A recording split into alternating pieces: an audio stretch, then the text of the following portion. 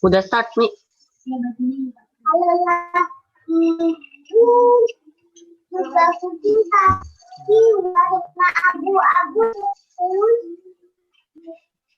Tapi temannya Tomo.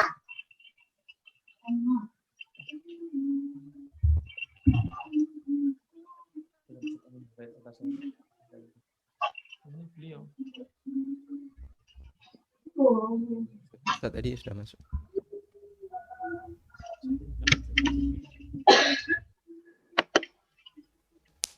Jawabannya boleh nggak?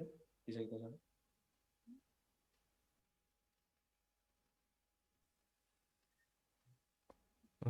Assalamualaikum Ustaz. Masya Allah. Assalamualaikum Ustaz. Waalaikumsalam warahmatullahi. Tafadhal Ustaz. Ya Allah, alhamdulillah. Gimana kabarnya Ustaz? Alhamdulillah khair Ustaz. Alhamdulillah. Apa Ustaz, ini perkenalkan terlebih dahulu. Saya Edi Sucipto. Untuk saat ini insya Allah akan menjadi moderator yang akan memandu kegiatan daurah yang kita adakan pada hari ini Ustaz. Nah, tafadhal Ustaz. Tidak lupa saya ucapkan sebelumnya terima kasih jazakumullahu khairan atas waktu antum Ustaz Ami ya. Di sela-sela kesibukan antum masih bisa ya menyempatkan untuk menyampaikan materi di acara daurah yang kami adakan.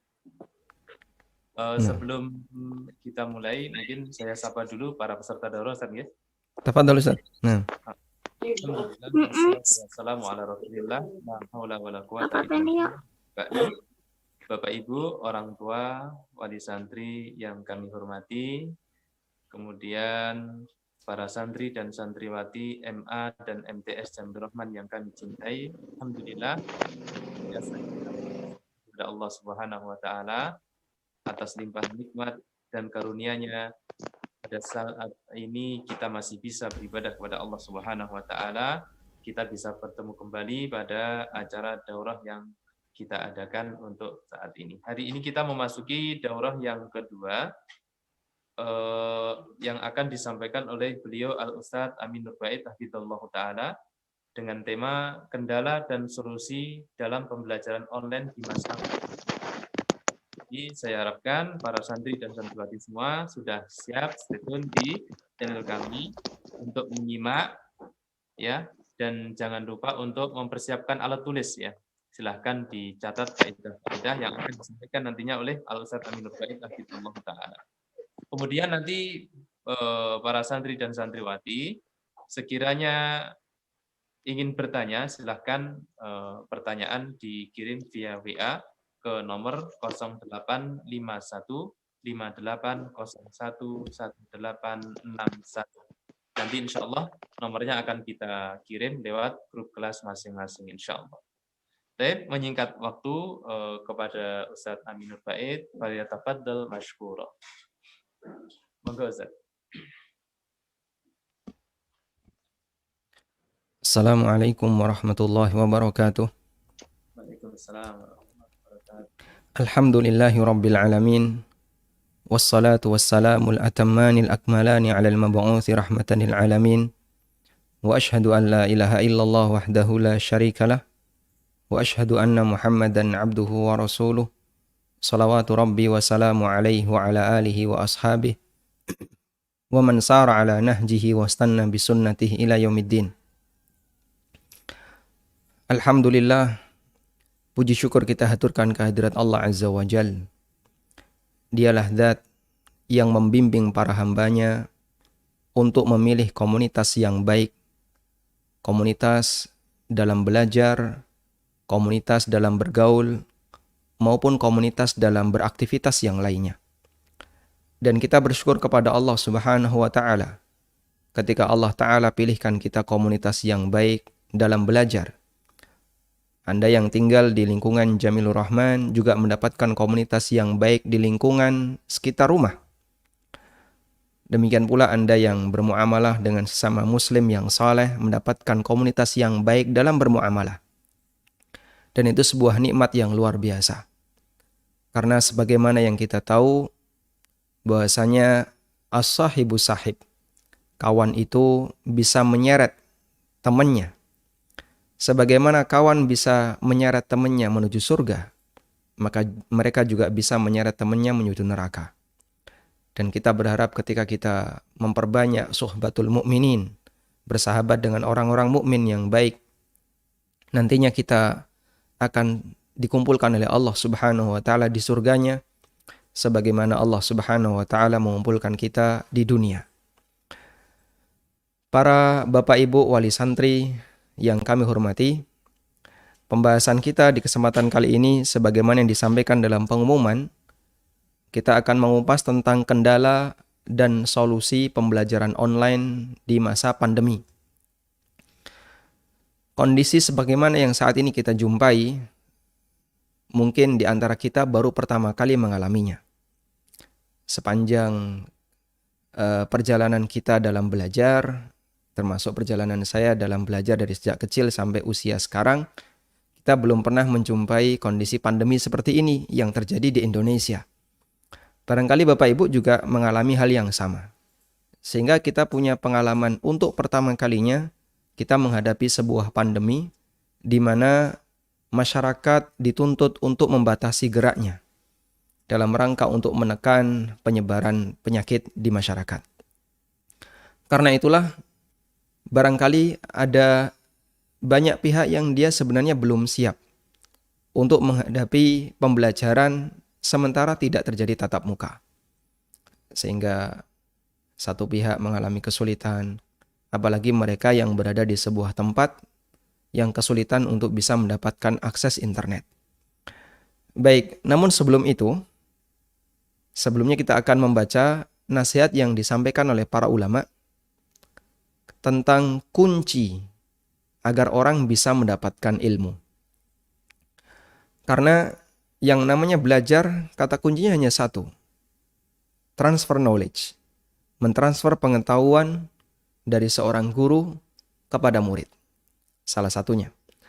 Kemudian yang kedua adalah mencontoh bagaimana perilaku dan akhlak yang dimiliki oleh sang guru. Bagian yang kedua ini mungkin tidak bisa kita lakukan secara maksimal di kondisi kita tidak tatap muka. Sehingga yang mungkin bisa kita pertahankan adalah bagian yang pertama. Qala ba'dul fudala. Sebagian ulama mengatakan, alatul ilmi arba'atun. Alat untuk bisa mendulang ilmu ada 4. Syekhun fattah, aqlun rajah, kutubun sihah, mudawamatun wa ilhah. Alat untuk bisa mendulang ilmu ada 4. Syekhun fattah. Bagi para santri yang SMP maupun SMA, insya Allah bisa menghafal ya. Dan saya harap nanti dihafalkan. Semoga di akhir kajian ada kuis. Alatul ilmi arba'ah. Alat untuk bisa mendulang ilmu ada 4. Syekhun fattah,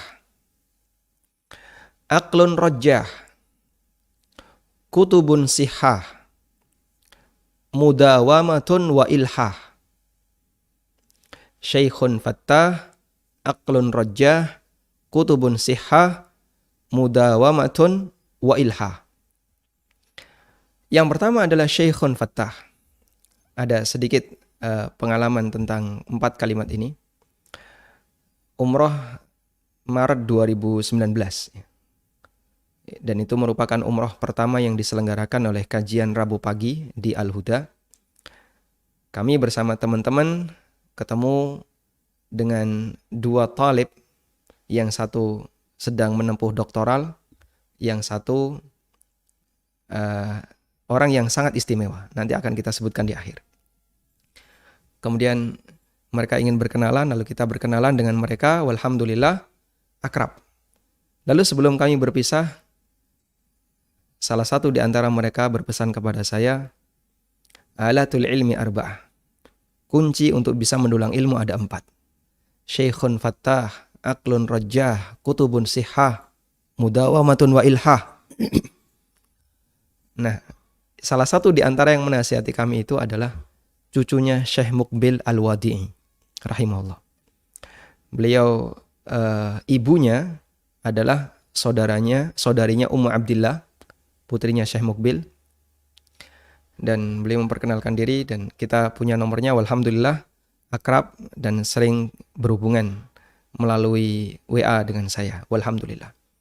Nasihat itu saya ingat dan kita sampaikan di kesempatan kali ini.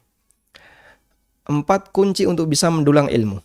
Syekhun Fattah, guru yang bisa membuka bagi para santri, bagi para muridnya untuk bisa mengenali kebenaran. Sehingga sang guru membimbing kepada murid. Karena yang namanya ilmu itu ibarat sebuah kantong-kantong yang ada kuncinya, yang ada ikatannya. Kalau orang ingin mendapatkan isi dari kantong itu, tapi tidak tahu kuncinya, maka dia tidak akan bisa mendapatkan isinya.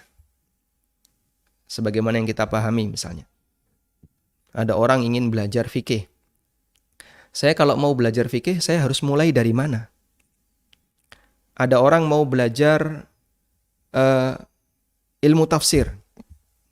Maka orang akan bertanya, kalau saya belajar ilmu tafsir, saya harus mulai dari mana? Demikian pula ketika orang mau belajar ilmu-ilmu yang lain. Maka ada kuncinya. Nah, tugas sang guru adalah mengarahkan. Kamu kalau mau belajar ilmu seperti ini, sang guru harus bisa menjadi fattah. Harus bisa membukakan pintu-pintu itu bagi muridnya. Untuk belajar ilmu ini, arahnya dari sini. Belok ke sini, kemudian nanti kamu buka bagian ini. Sehingga kamu bisa mendapatkan apa yang ada di dalamnya.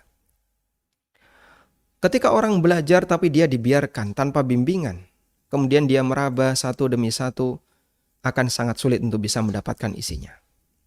Makanya keberadaan sang guru adalah sebagai pembimbing untuk bisa mengenalkan kepada muridnya isi dari kantong-kantong ilmu yang jumlahnya sangat banyak. Karena itulah Ibnu Abbas radhiyallahu anhuma pernah memberikan salah satu teori yang menjelaskan tentang guru yang baik. Kata beliau radhiyallahu anhuma, beliau memberikan definisi tentang alim rabbani. Seorang alim yang rabbani. Seorang guru sang pendidik. Seperti apa kriterianya? Alladzi yu'allimun nasa sigharal ilmi qabla kibarihi. Mereka adalah orang yang mengajarkan kepada masyarakat sigharal ilmi. Ilmu yang bertahap dari awal. Sehingga dari yang mudah-mudah dulu. Qabla kibarihi, sebelum ilmu-ilmu yang lebih rumit untuk dipelajari. Karena kalau orang baru pemula, misalnya belajar fikih, kitab pertama yang dibuka Bidayatul Mujtahid, yang isinya tentang menyebutkan perbedaan pendapat di antara para ulama, kemudian taklil dari masing-masing pendapat atau latar belakang dari masing-masing pendapat. Pusing dari awal. Ini kitab apa? Saya baru pemula, nggak ngerti.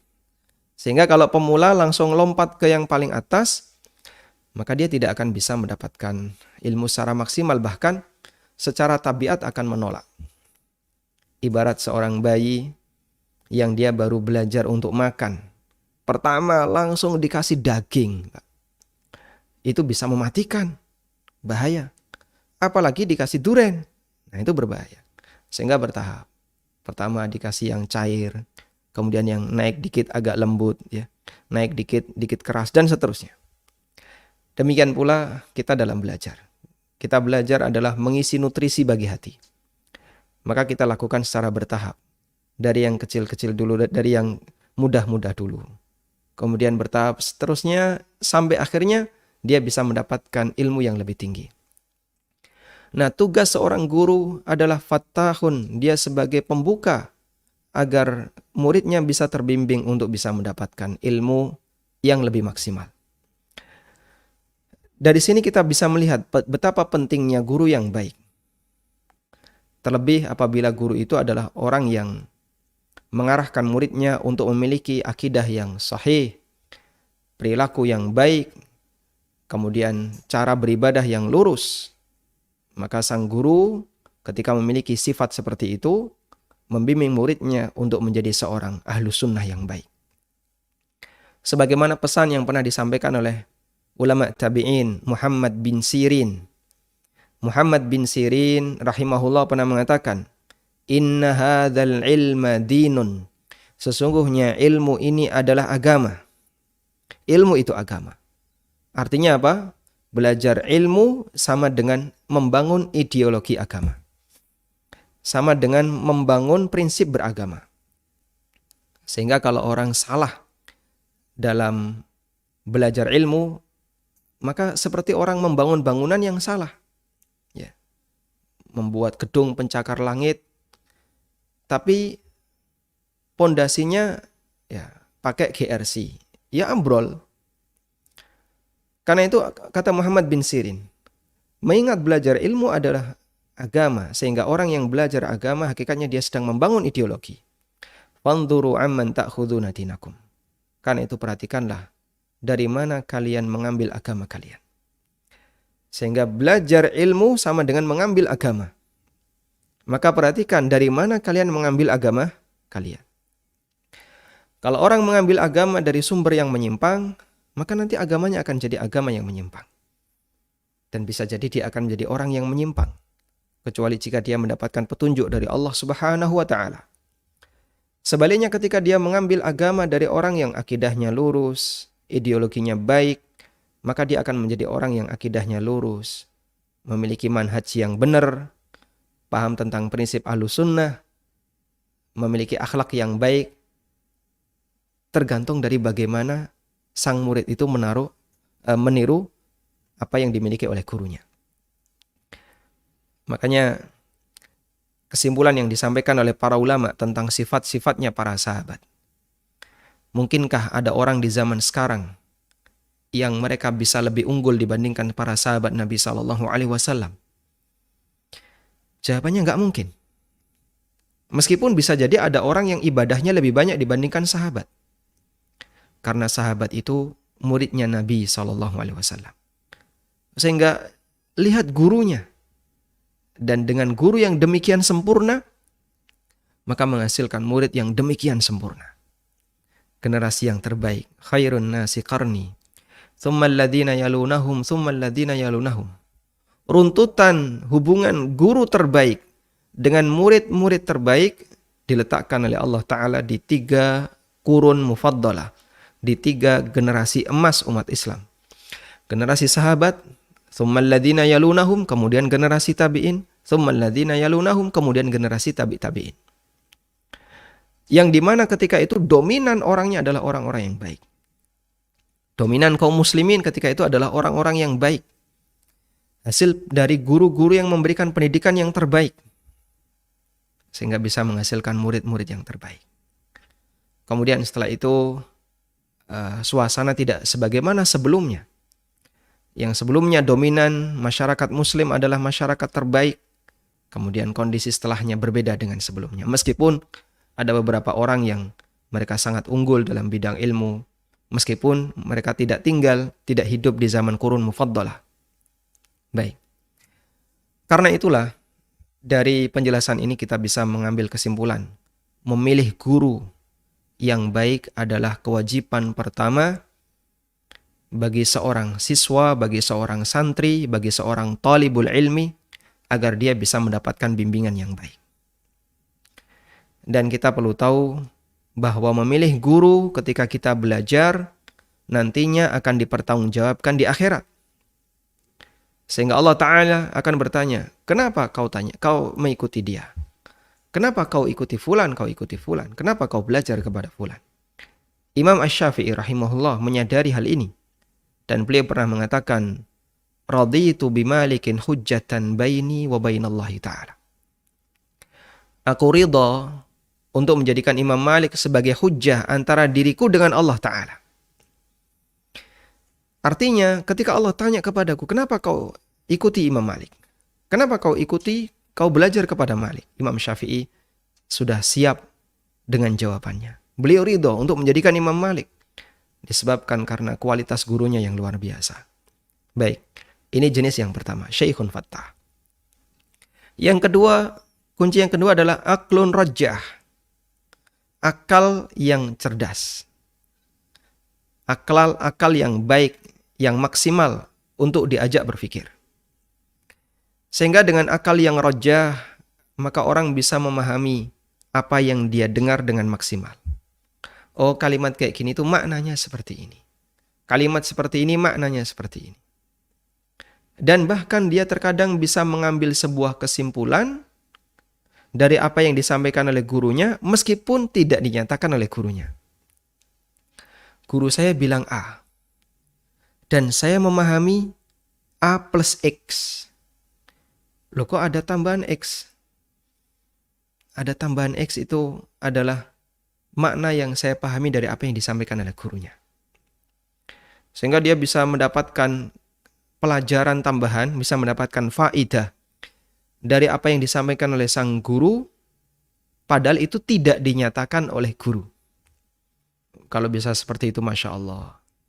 Baik. Nah, seperti ini dilatih jamaah.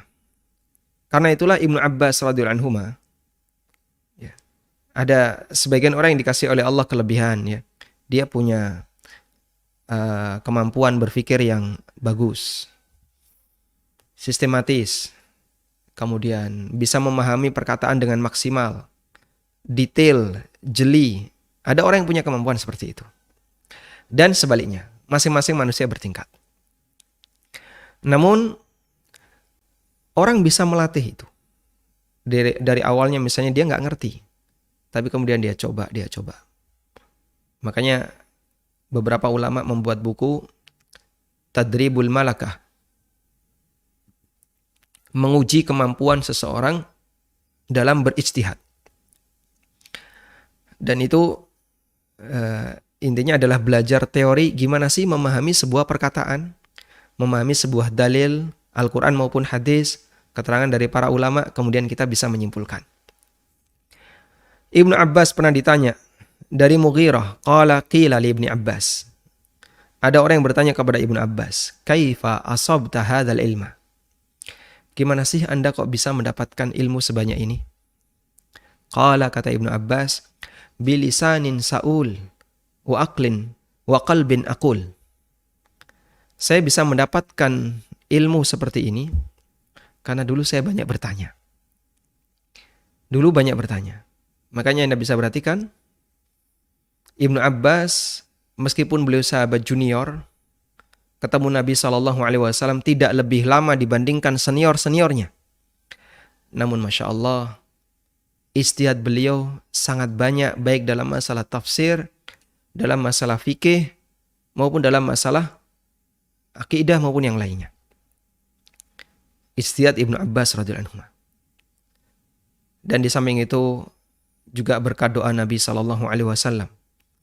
Ketika dipangku oleh Rasulullah SAW, Ibnu Abbas didoakan, Allahumma faqihu fid din wa 'allimhu ta'wil.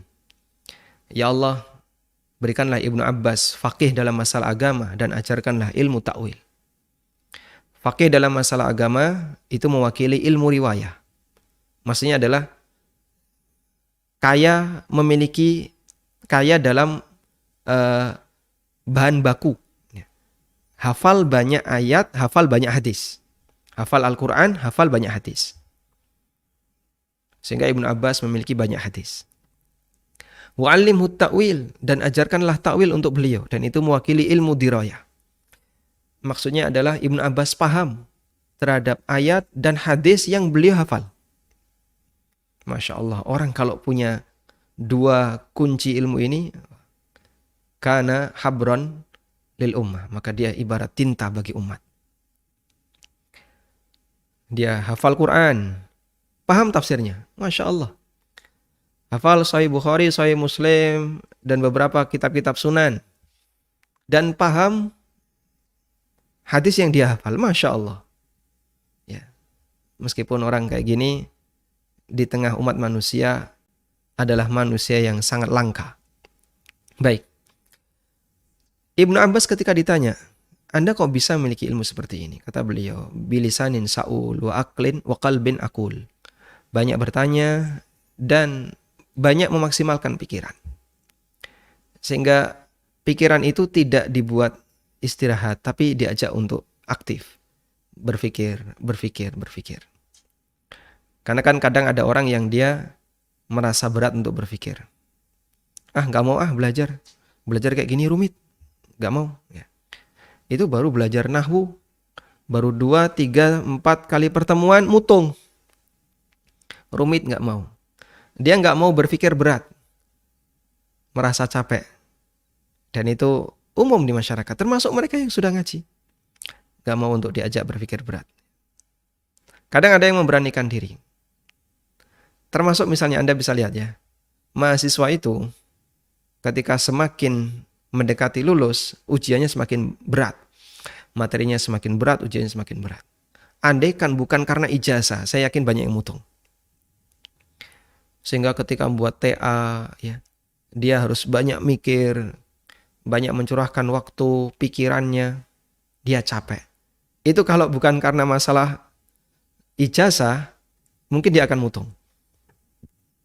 Nah, masalahnya di kajian-kajian yang diselenggarakan oleh para asatidzah nggak pakai ijazah. Jadi kalau temanya dan materinya agak sedikit berat, jamaahnya mutung. Akhirnya nggak mau belajar. Tayyib. Kembali ke sini. Karena itu adik-adik yang ada di SMA, SMP, kemudian Bapak Ibu sekalian, jangan takut untuk menghadapi ilmu yang kelihatannya rumit untuk dipelajari. Memang awalnya menakutkan, tapi kalau Anda memberanikan diri, saya mau masuk, tak beranikan diri. Tanamkan tekad yang kuat untuk memahaminya.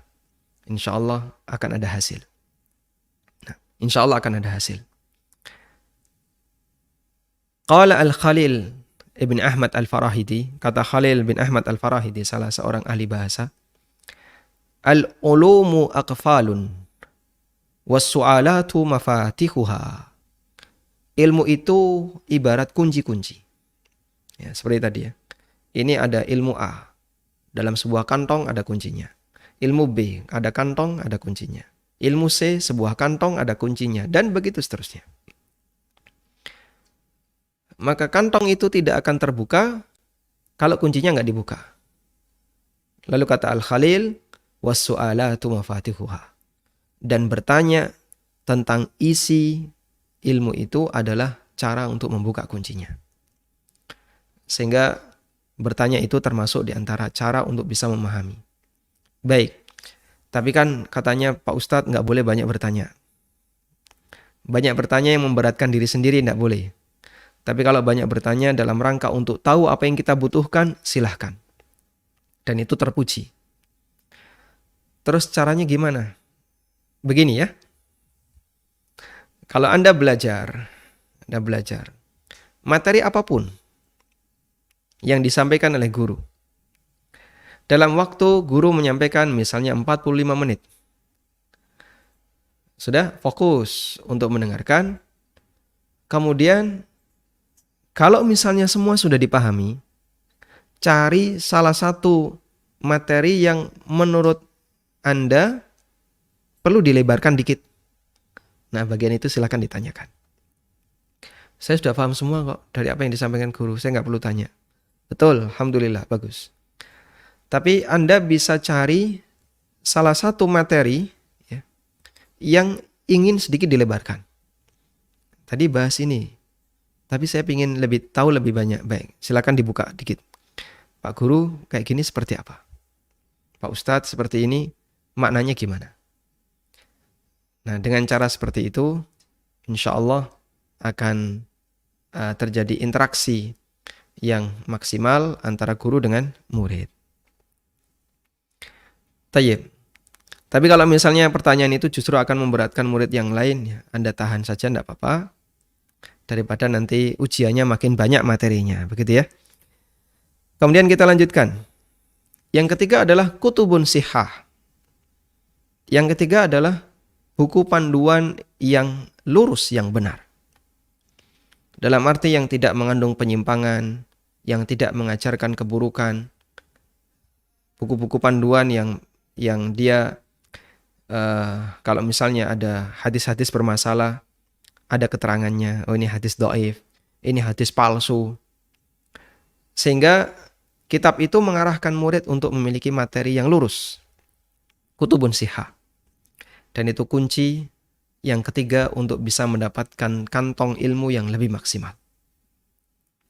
Allah Subhanahu wa taala menjelaskan tentang posisi Al-Qur'an. Madza qala al-Qur'anu fil Qur'an? Bagaimana Al-Qur'an menjelaskan tentang sifat Al-Qur'an itu sendiri? Inna hadzal Qur'ana yahdi lillati hiya aqwam wa yubashshirul mu'minina alladzina ya'maluna as-salihat anna lahum ajran kabira. Sesungguhnya Quran ini yahdi lillati hiya aqwam. Dia akan memberikan petunjuk kepada jalan yang paling lurus. Wa yubashshirul mu'minin, dan berisi kabar gembira bagi orang-orang yang beriman, yang beramal saleh, bahwasanya mereka akan mendapatkan pahala yang besar. Sehingga Allah sebutkan salah satu di antara kitabun sahih, as-sahhul kitab, kalamullah azza wa jal. Kitab yang paling benar, yaitu firman Allah Ta'ala, Al-Quran. Dan orang ketika belajar dengan kitab yang sahih, maka akan memberikan pengaruh yang baik bagi muridnya. Maka tidak perlu begini. Kitabnya, cuman di permukaan ini bahasnya nggak terlalu mendalam. Saya tak cari buku-buku yang lain yang ada ilmu filsafatnya terlalu mendalam dalam mengkaji. Ya, Anda ketika membaca buku yang kedua yang kelihatannya mendalam dalam mengkaji detail rinci, tapi mohon maaf ya, banyak dobosnya misalnya ya. Maksudnya gimana Pak? Ya banyak tambahan-tambahan yang dia tidak ada sumbernya. Ya. Berbicara tentang tanda-tanda hari akhir. Ini kok bisa detail kayak gini ya penjelasannya? Ya detail tapi ngawur, nggak ada sumbernya. Nanti akan muncul kayak gini, muncul seperti ini, ada raja ini usianya seperti ini. Kelihatannya orang asik saja menikmati buku itu. Asik saja dia dengar kajian itu.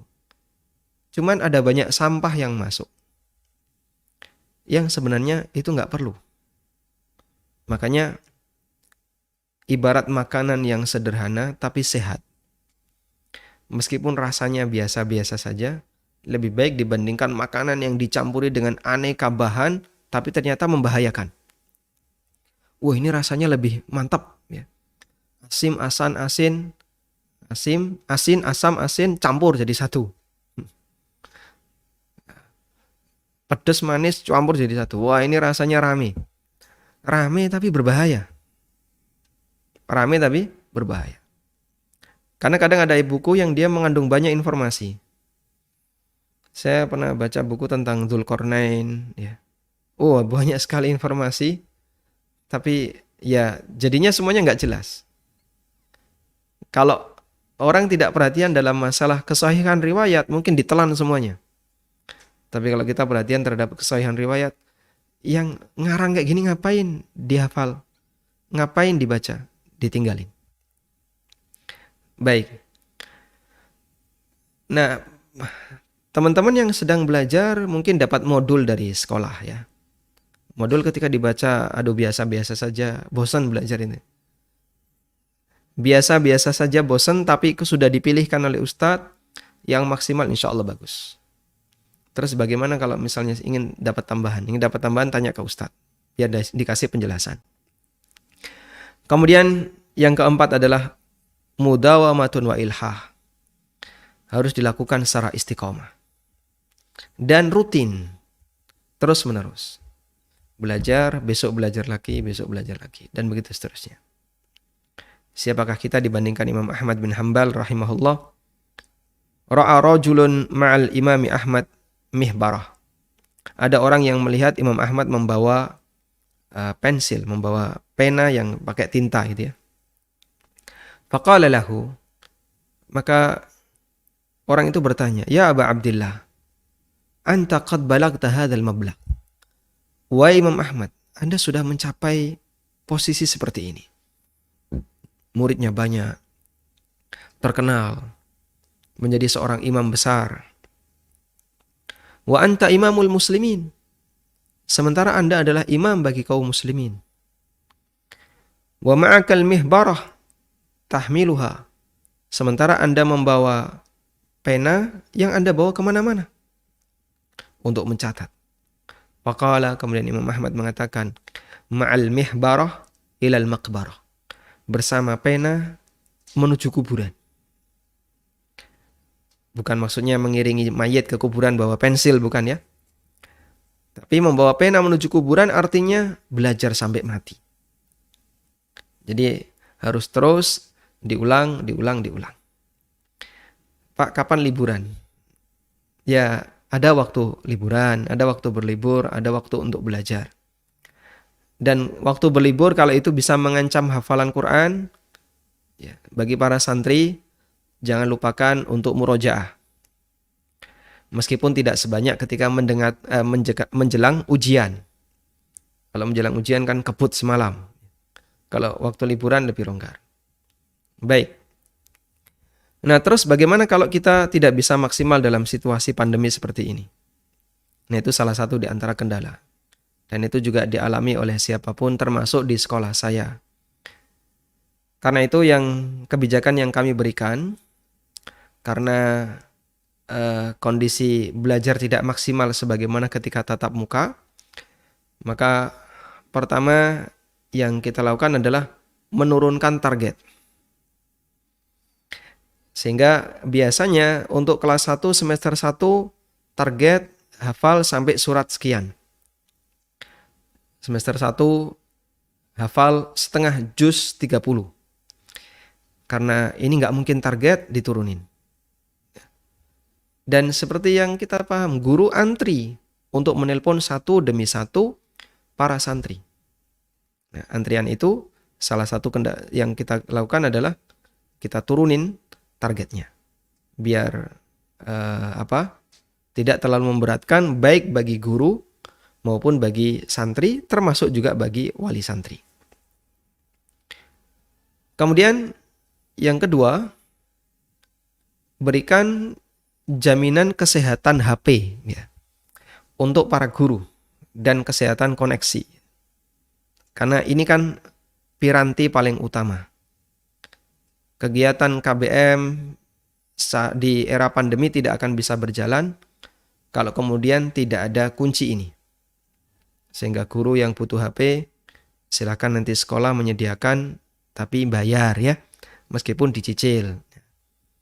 Atau ada subsidi pulsa, sehingga guru bisa lebih maksimal dalam memantau kegiatan belajar mengajar santri.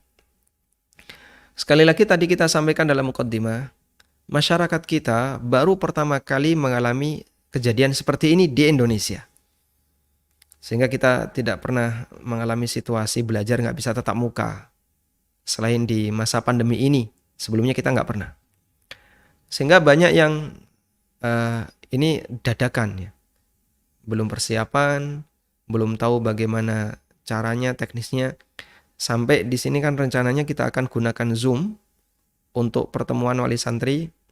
Tapi kemarin disampaikan bahwasanya tidak semua santri atau tidak semua wali santri bisa menggunakan Zoom. Tidak juga semuanya bisa memanfaatkan HP untuk online. Baik, akhirnya kita kajian online-nya lewat YouTube. Nggak jadi masalah.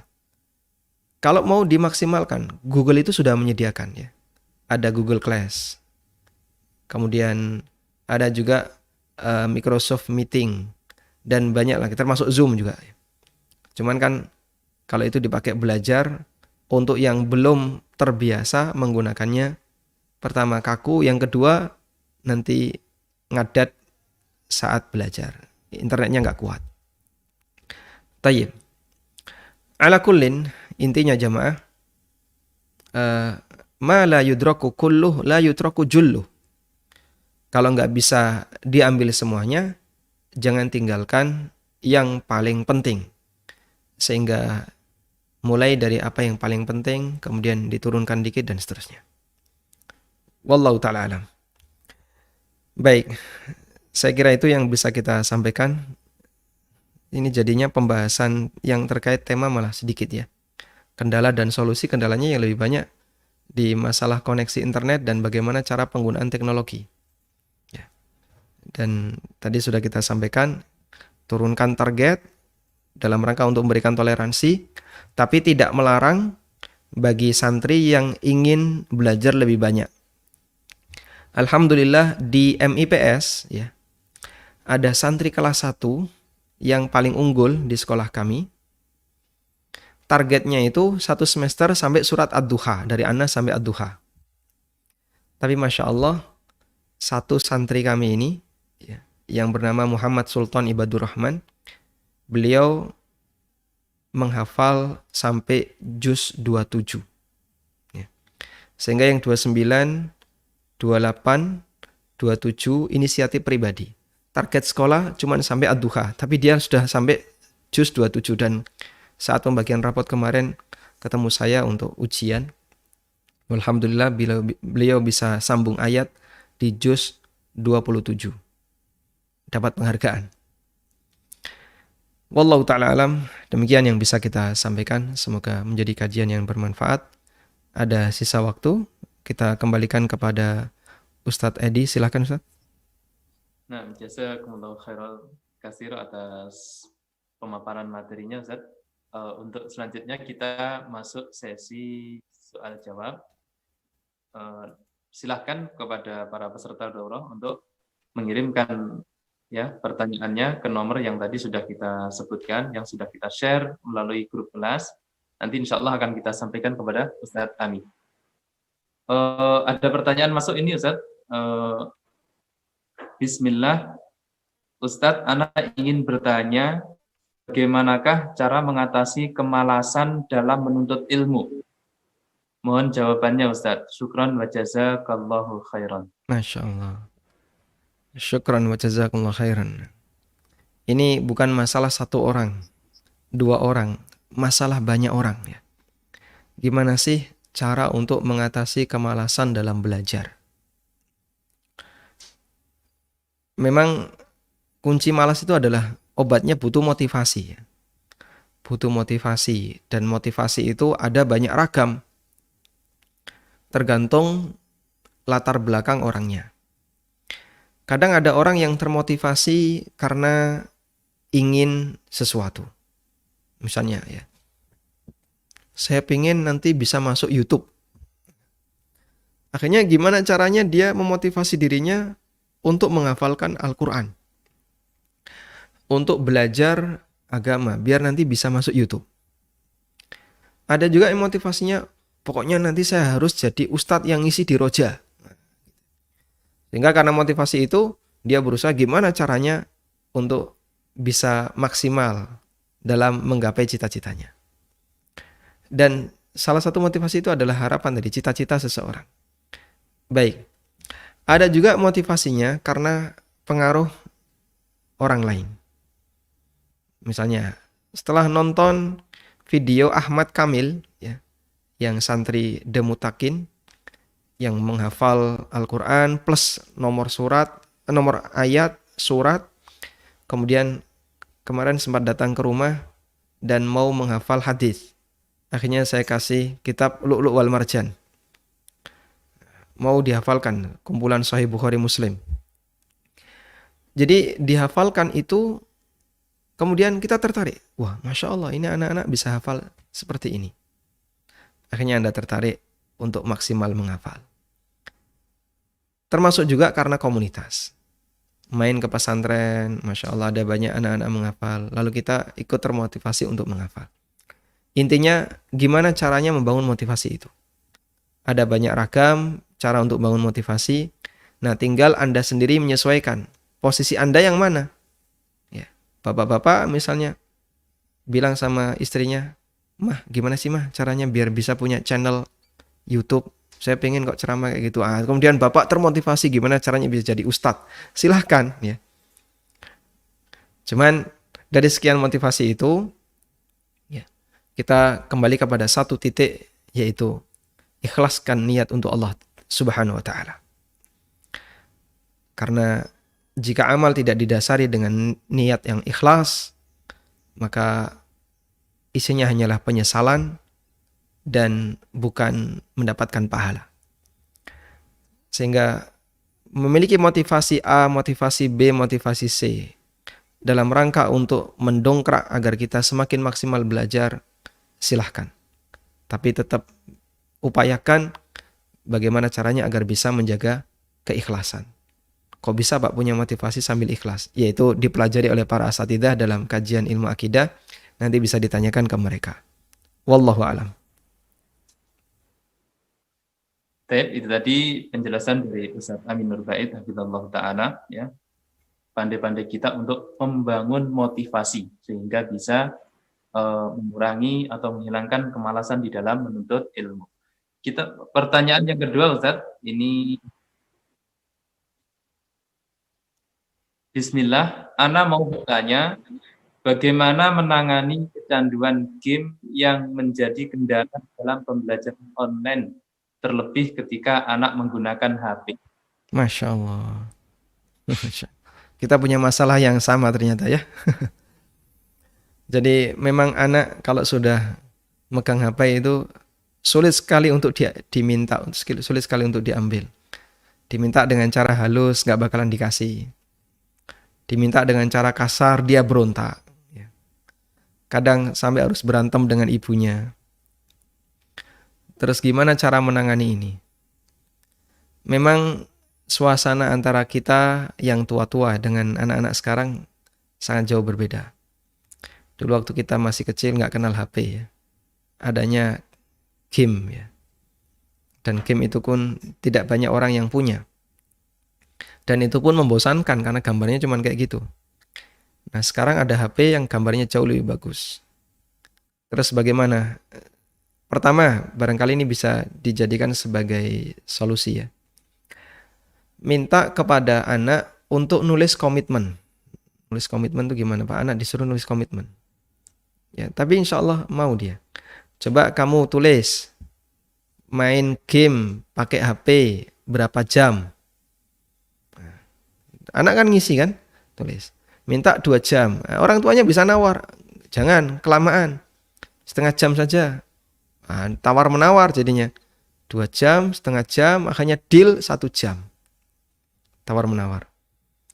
Deal ditulis 1 jam. Sudah, sekarang 1 jam dirinci.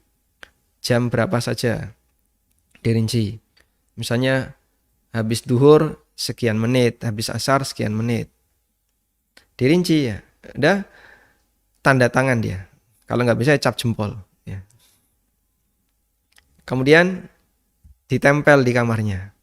Kalau dia melanggar, di bawahnya harus ada keterangan. Jika melanggar, maka akan mendapatkan hukuman. 1, nggak boleh jajan. 2, tidak diajak jalan-jalan. Yang ketiga, apa misalnya harus bersih-bersih rumah, membersihkan kamar mandi. Ada komitmen dan ada punishment. Komitmen dia sendiri yang buat. Dia yang baca, dia yang nempel.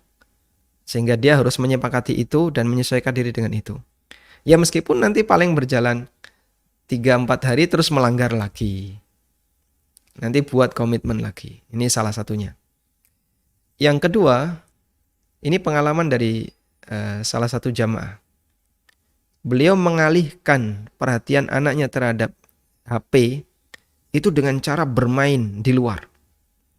Sehingga bapaknya ngajak anak ini tiap hari bermain di luar. Entah layangan, entah main apa. Pokoknya main di luar terus. Sehingga HP itu nggak pernah disentuh. Lama-kelamaan kecanduan itu hilang. Ya mungkin itu butuh waktu misalnya sepekan, 2 pekan. Ternyata itu bisa menghilangkan kecanduan HP. Tapi mainnya harus ada temannya, bukan anaknya suruh main, bapaknya main HP, itu bukan ya. Anaknya main ditemani bapaknya. Ternyata itu bisa menghilangkan kecanduan HP. Nah, kalau misalnya mau dilakukan metode yang kedua ini, insya Allah cukup bagus. Tapi ya butuh effort lebih banyak ya. Butuh tenaga lebih banyak. Karena nanti orang tua harus menyediakan waktu untuk bermain bersama anaknya. Wallahu a'lam. Jazakallah khairan Ustaz atas penjelasannya. Berikutnya ada pertanyaan lagi. Apakah diperbolehkan bagi akhwat membuat channel YouTube dan menampilkan wajah? Jika tidak, apakah boleh melalui suara dan animasi? Eh, ya jelas ini tidak diperkenankan ya, dan melihat manfaat. Apa manfaatnya membuat channel YouTube? Kalau manfaatnya untuk cari duit, sekarang kan jadi tren itu ya, cari duit lewat YouTube. Nanti kumpulkan subscriber sampai sekian ratus ribu, dapat penghargaan dari YouTube, dapat duit. Ya gara-gara artis-artis yang dia cari duit lewat YouTube terus diumumkan, banyak orang yang kepencut pingin melakukan yang sama. Ini para akhwat jangan ikut ya, apalagi santri Jamilur Rahman. Nanti selfie sama temennya, kemudian diupload di YouTube ya. Fotonya dijejer-jejer jadi video. Apa manfaatnya? Lihat manfaatnya. Kalau manfaatnya untuk dakwah, Anda tidak perlu menyampaikan dengan cara pidato secara langsung. Bisa Anda sampaikan lewat tulisan. Dan insya Allah untuk materi-materi yang Anda sampaikan, saya kira para ustadz juga sudah menyampaikannya. Artinya sudah terwakili dengan pemateri yang laki-laki. Nah, cukup Anda ambil video itu, Anda share ke teman-teman yang lain. Biar mereka turut mendapatkan manfaat. Baik. Kemudian, kalau tujuannya adalah untuk pendidikan yang lain, ya, maka jika memang mengharuskan Anda harus terlibat, wah ini Pak, ustadznya belum pernah bahas. Di YouTube juga jarang. Apa sih materinya? Materinya adalah bagaimana cara memasak cilok. Ya, oh kayak gitu. Memang Ustadz nggak pernah bahas. Ya, silakan Anda buat misalnya pakai animasi atau pakai yang lain. Tapi cilok pakai animasi nggak bisa ya. Cuman kembali kepada tadi ya. Apa manfaatnya, apa tujuannya? Kalau tujuannya hanya sebatas untuk rame-rame, biar dapat subscriber yang banyak, ya iklan di YouTube itu banyak kotoran. Sehingga pendapatannya juga pendapatan yang bercampur kotoran. Maka cara mencari duit lewat YouTube sangat tidak direkomendasikan. Wallahu a'lam. Ada satu pertanyaan lagi, masih bisa, Ustaz? Baik, ini terakhir Ustaz ya. Oh, nah. Assalamualaikum warahmatullahi wabarakatuh. Waalaikumsalam warahmatullahi wabarakatuh. Kiat-kiat apa yang dilakukan agar ilmu yang kami dapatkan barokah dan membuahkan ilmu yang bermanfaat? Jazakumullahu khairan atas jawabannya, Ustaz. Bagaimana caranya agar ilmu yang kita dapatkan barokah? Caranya adalah dengan diamalkan. Karena Allah Ta'ala akan menghisap apa yang kita kerjakan. Bima kuntum ta'malun. Terhadap apa yang kalian lakukan. Bukan bima kuntum ta'lamun. Bukan terhadap apa yang kalian ketahui. Ilmu itu bisa menjadi dua fungsi. Hujjatun laka au hujjatun alaika. Menjadi hujjah yang akan membelamu, atau sebaliknya ilmu akan menuntutmu di akhirat. Sehingga ilmu yang bermanfaat adalah ilmu yang berstatus sebagai hujjatun laka. Apa itu ilmu nafi'? Ilmu nafi' adalah ilmu yang menjadi hujjatun lana. Ilmu yang menjadi hujjah yang nanti akan membela kita di akhirat. Itulah ilmu nafi'. Bukan ilmu yang menjadi hujjatun alaina. Bukan sebaliknya, ilmu yang justru akan menuntut kita di akhirat. Sehingga yang ada dalam bayangan kita adalah gimana sih agar belajar itu bisa menghasilkan sesuatu yang manfaat, jadikan ilmu itu bermanfaat di akhirat. Sebagaimana ketika kita punya harta, gimana sih agar harta kita itu bermanfaat, jadikan hartamu menghasilkan manfaat di akhirat. Dan demikian pula kegiatan yang lain. Fa'innal aisha aisul akhirah. Karena kehidupan yang sejati adalah kehidupan akhirat. Nah, kemudian dengan cara berusaha untuk mengamalkan ini, Allah Ta'ala akan berikan anugerah, dia bisa memahami lebih maksimal ilmu yang dia pelajari. Faman amila bima alima 'allamahullahul ilma ma lam ya'lam. Siapa yang mengamalkan apa yang sudah dia ilmui, maka Allah akan ajarkan kepadanya ilmu yang tidak dia ketahui. Karena itu para ulama mengatakan kunna nasta'inu fi hifdzil hadis bil amali bihi. Cara kami untuk bisa maksimal dalam menghafalkan hadis adalah dengan mengamalkannya. Wallahu a'lam. Cukup Ustaz? Alasannya. Nah, Mungkin untuk sesi selanjutnya adalah kuis. Minta tolong Ustadz Ami ini nanti untuk silahkan disampaikan dua pertanyaan nanti kepada para peserta daurah. Silahkan disimak baik-baik pertanyaan dari Ustadz Amin Nurbait. Kemudian silahkan jawabannya ditulis, dikirim via WA ke nomor yang tadi sudah kita sampaikan ya, ke nomor yang sudah di-share di masing-masing. baik. Jadi sekali lagi silahkan disimak pertanyaan dari Ustadz Amin Nurbait, kemudian jawabannya kami tunggu di nomor yang tadi telah kita sampaikan. Tafadhol Ustaz. Pertanyaan yang pertama, apa definisi ilmu yang bermanfaat? Pertanyaan yang kedua, sebutkan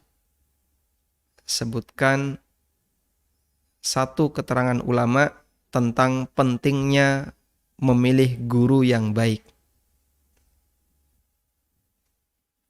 Oke. Sudah Ustaz? Cukup? Oke. Nah, Ustaz, jazakumullah khairan jazakumullah khairan. atas materi yang disampaikan pada kesempatan pagi hari ini. Sebenarnya kita ingin berpanjang lebar Ustaz, cuman karena waktu yang memang sudah mepet ya. Kemarin janjiannya sampai jam 9 Ustaz ya. Kita sudah molor 5 menit. Saya mohon maaf ya. Mungkin demikian para peserta daurah yang kami cintai, yang kami muliakan. Tema daurah kali ini adalah kendala-kendala dan juga solusi pembelajaran via online di masa pandemi tadi sudah disampaikan oleh Al-Ustaz. Ya, di antara alat-alat untuk menuntut ilmu tadi adalah disebutkan ada 4. Yang pertama Syekhun Fattah, ya, guru yang bisa membukakan pintu-pintu ilmu. Kemudian Aklun Rajah, akal yang cerdas. Qudubun Sihah, kitab yang sahih ya. Dan kemudian Mudawamatun wa Ilhah, yaitu menuntut ilmu itu harus rutin dan secara terus-menerus.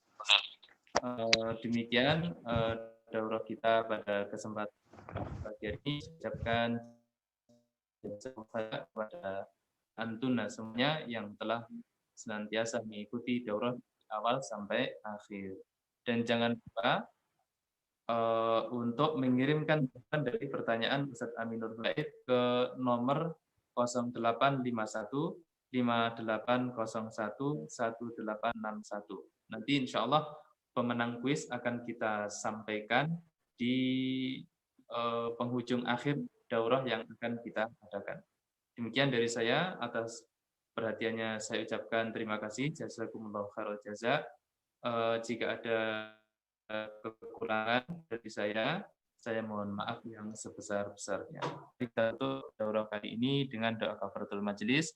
Subhanakallahumma wa bihamdika asyhadu an la ilaha illa anta wa atubu ilaik. Assalamualaikum warahmatullahi wabarakatuh. Waalaikumsalam warahmatullahi wabarakatuh.